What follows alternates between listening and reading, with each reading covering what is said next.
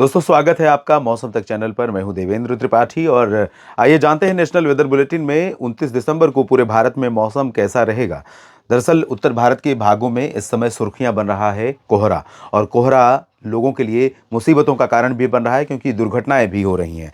अगर मैं खबरों की बात करूं तो खबरों में इस तरह की बातें कई खबरें आ रही हैं जिसमें लगभग दर्जन भर लोगों की मौत हो चुकी है अलग अलग एक्सीडेंट की घटनाओं में। और उत्तर प्रदेश में ताज एक्सप्रेसवे या फिर यमुना एक्सप्रेसवे पर घटनाएं बहुत ज़्यादा होती हैं आमतौर पर, और यहाँ पर निश्चित तौर पर अथॉरिटीज़ को और यहाँ चलने वाले लोगों को बहुत सतर्क होने की ज़रूरत होगी ताकि किसी प्रकार की अप्रिय स्थिति का सामना न करना पड़े। ये आज की स्थिति रही है, आज घना कोहरा था, लेकिन आपको बता दें कि कल भी घना कोहरा उत्तरी मध्य प्रदेश और जो राजस्थान, पंजाब, हरियाणा, दिल्ली और उत्तर प्रदेश का रीजन है, यहाँ पर रहने की संभावना नज़र आ रही है। ये कोहरे की तस्वीर है और ये बादल नहीं है। इस डेंस फॉग के चलते सुबह तो विजिबिलिटी पर असर पड़ा है, कई जगहों पर रेल और सड़क हवाई यातायात प्रभावित हुआ है, और कई जगहों पर इसी घने कोहरे के चलते, क्योंकि जब कोहरा छंटता नहीं है तो दिन का तापमान बढ़ता नहीं है और ऐसे में कोल्ड डे कंडीशन देखने को मिलती है। और कोल्ड डे कंडीशन यानी दिन में शीतलहर जैसे हालात, तो इस तरह की परिस्थितियां बनी हुई हैं। और अब बादलों की सिस्टमों की बात करूं मैं अगर, तो उत्तर भारत के पर्वतीय क्षेत्रों की तरफ बढ़ता हुआ नजर आ रहा है पश्चिमी विक्षोभ, आप देख सकते हैं कोने में, और वो सिस्टम आगे बढ़ते हुए आएगा और गिलगित बाल्टिस्तान, मुजफ्फराबाद से लेकर उत्तराखंड, पंजाब, हरियाणा तक के मौसम को प्रभावित करेगा। लेकिन 30 दिसंबर को खासतौर पर ये डब्ल्यूडी यहाँ पर पहुंचेगा। 30 दिसंबर को इसके प्रभाव से पर्वतीय क्षेत्रों पर मौसम करवट लेगा, ऐसी संभावना है। मैदानी हिस्सों में अगर मैं देखूं तो यहाँ पर कुछ नमी वाली हवाएं इस तरह से जो चल रही हैं बंगाल की खाड़ी की तरफ, बंगाल की खाड़ी की तरफ से दक्षिणी प्रायद्वीपीय भारत के ऊपर, ये अरब सागर से होते हुए फिर से वापस आ रही हैं मध्य भारत में। और यहाँ पर ओडिशा से लेकर गुजरात के बीच में एक बादलों का पैच बन रहा है और मध्य प्रदेश के ऊपर बादल छाने वाले हैं। आने वाले समय में मौसम यहाँ पर करवट लेने वाला है मध्य प्रदेश के ऊपर कई जगहों पर, और मध्य प्रदेश के क्षेत्रों में कई स्थानों पर जब मौसम सक्रिय होगा तो बादल उत्तर पश्चिमी दिशा की तरफ मूव करेंगे और मध्य प्रदेश के साथ साथ आसपास के कई क्षेत्रों के मौसम को ये सिस्टम प्रभावित करेंगे। लेकिन फिलहाल 29 दिसंबर के दिन बहुत कुछ देश के मौसम में परिवर्तित होने वाला है, ऐसी संभावना नहीं है। लेकिन जनवरी की शुरुआत में निश्चित तौर पर दक्षिणी प्रायद्वीपीय भारत में और मध्य भारत में कई जगहों पर, साथ ही साथ पूर्वी भारत में कई जगहों पर बारिश होने की संभावनाएं बनेंगी। आइए जानते हैं फिलहाल 29 दिसंबर को कैसा मौसम रहेगा। तो यहाँ पर आप मैप में देख सकते हैं बारिश की, ये बारिश का प्रोजेक्शन मैप है। बारिश की संभावना सिर्फ और सिर्फ साउथ पेनिनसुलर रीजन में दिख रही है और बाकी जगहों पर 29 दिसंबर को बारिश होने के संकेत नहीं है। बाकी क्या चेंजेस होंगे 29 दिसंबर को, क्या बदलाव होंगे, ये मैं बता दूं और बहुत छोटा वीडियो करूंगा, क्योंकि जब पूर्वानुमान में बारिश नहीं है तो जाहिर सी बात है बहुत सारे मित्रों का इंटरेस्ट नहीं होता बहुत ज़्यादा डिटेल में बहुत लंबे समय तक वीडियो देखने का। तो यहाँ पर मैं बता दूं आपको कि गिलगित बाल्टिस्तान, मुजफ्फराबाद, लद्दाख या जम्मू कश्मीर, हिमाचल, उत्तराखंड, इन भागों में दिन का तापमान यहाँ पर सामान्य से नीचे बना हुआ है क्योंकि कोहरा यहाँ पर भी है और रहेगा। लेकिन जो न्यूनतम तापमान है वो अभी सामान्य से ऊपर रिकॉर्ड किया जा रहा है पहाड़ों पर भी। मैदानी इलाकों पर भी यही हाल है।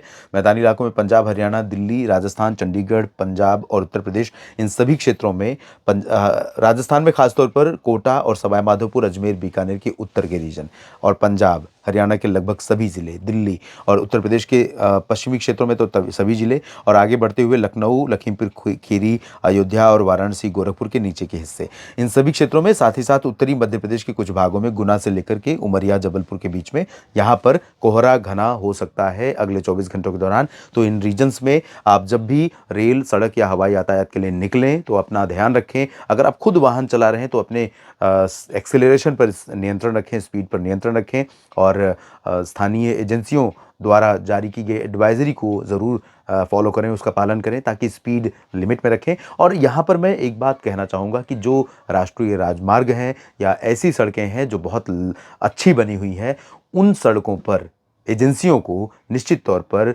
जो एहतियाती उपाय हैं, एंट्री पॉइंट पर ही कम से कम बैरिकेडिंग करनी चाहिए, वहाँ पर कुछ लोगों को खड़ा करना चाहिए ताकि लोगों को वो काउंसल कर सकें या जागरूक कर सकें कि भैया स्पीड बहुत ज़्यादा मत रखना, आगे जाके टकरा जाओगे।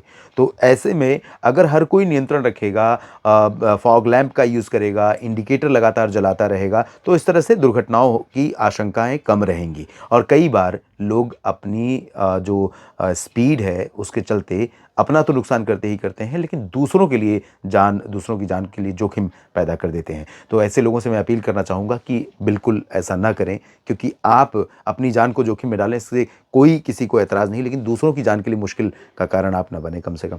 और अपनी जान भी सुरक्षित रखेंगे तो आपके भी बहुत अपने चाहने वाले हैं, अपने लोग हैं, आपके लिए खुश रहेंगे, क्योंकि आपकी जान की कीमत आपको भले ना लग रही हो चैलेंज में, चुनौती में, या फिर जोश में आकर के कि बहुत स्पीड लेके चलना है, नई गाड़ी है, बहुत दमदार गाड़ी है, आज भगा के रखेंगे। तो ये कई बार आपके लिए चुनौती हो सकती है, लेकिन आप इसके दुष्परिणाम की कल्पना ज़रा करें तो आप जो एक्सीलेटर पर पैर पड़ता है ना, वो थोड़ा कम हो जाएगा।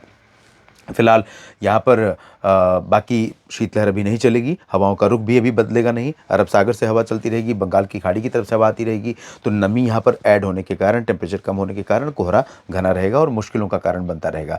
और उत्तर प्रदेश के पूर्वी भागों में, यहाँ पर उत्तरी क्षेत्रों में कम कोहरा रहेगा, बिहार, झारखंड, पश्चिम बंगाल में भी कोहरा ज़्यादा नहीं होगा और शीतलहर भी चलने की संभावना नहीं है, बारिश भी नहीं होगी, मौसम शुष्क बना रहेगा। पूर्वोत्तर भारत में भी लगभग सभी जगहों पर शुष्क मौसम संभावित है, लेकिन सिक्किम और उप हिमालय, पश्चिम बंगाल से लेकर ये जो अरुणाचल का सीमावर्ती जो पर्वतीय क्षेत्र है, यहाँ पर कहीं कहीं पर कुछ गतिविधियां हो सकती हैं, थोड़े बादल यहाँ पर आ सकते हैं।